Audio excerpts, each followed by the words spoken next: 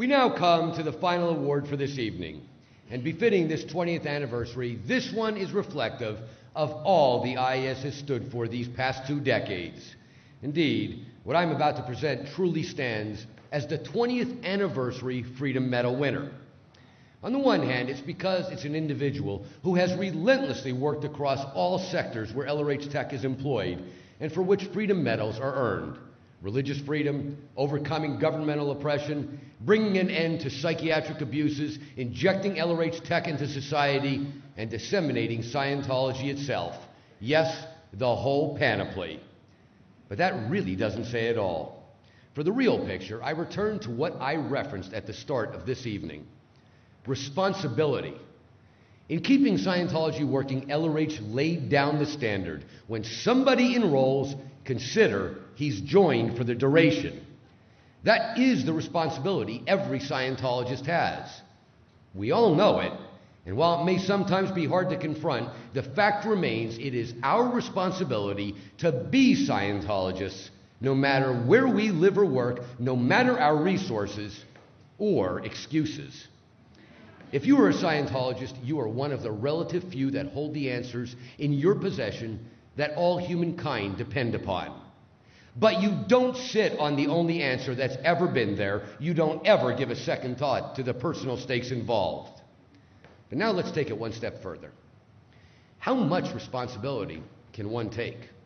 Look at it this way. If a Scientologist is a street sweeper, it is his responsibility to apply Scientology to his zone and whoever he may interact with. And no, it's not an option, not if he's a real Scientologist. And when his head hits the pillow each night, he'd better know he did all he could. Yes, all manner of reasons could exist to not do so, but let's face it, he might be able to fool others, but not himself. Similarly, a housewife has the same responsibilities for her family and extending out to the school her children attend and so forth. Then again, a corporate executive. It isn't a matter of simply being a wise member or a this member or a that member. When you stepped on the path and had your first cognition, you also became a part of the urgent mission to carry it forth. But let's take it another step. How much does one have to do to take responsibility for doing all he can? It's easy to see that the zone of influence of the corporate executive could be greater than the housewife, which in turn could be greater than the street sweeper. That may not seem fair, but neither is life. And it has zero to do with what others might say. No, it rests on one's own shoulders, and it's the individual himself who must know he's doing his part and all he can do. After all, you have to live with yourself, and when your head hits your pillow, it is you who you must live with. Bearing that in mind, the street sweeper, the housewife, the corporate executive, well, what happens when your zone of influence is the global stage? How much must one do to call themselves a Scientologist? How much so that when their head hits the pillow, they can live with themselves, knowing they did all they could do? That is our final story this evening. It's a story that affects every Scientologist, for all of us are the beneficiaries of what he presents.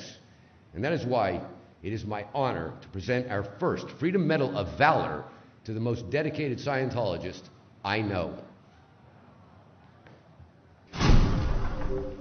There is a worldwide arena where the game is played for the fate of whole populations. Where one side schedules entire generations for psychiatric drugging and marks 5 million more for lethal, toxic exposure. Also on the board, scores of nations where no workable technology will even be permitted. And plans in play to keep people so re-stimulated they can barely envision a future, much less consider the eternal scope of Scientology. But there's someone on the other side of that global arena, someone advancing Scientology on a fully epic scale to a very different future.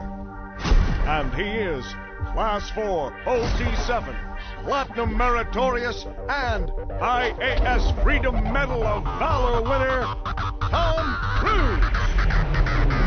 The biggest movie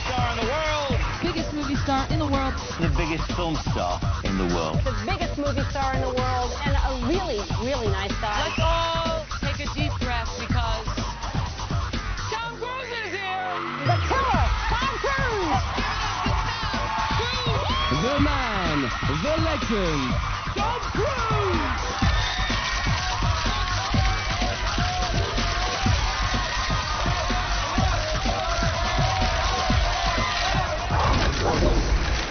And while it doesn't get any hotter than under the lights on a global stage where every move translates into countless impressions, what he does on that stage is another matter entirely.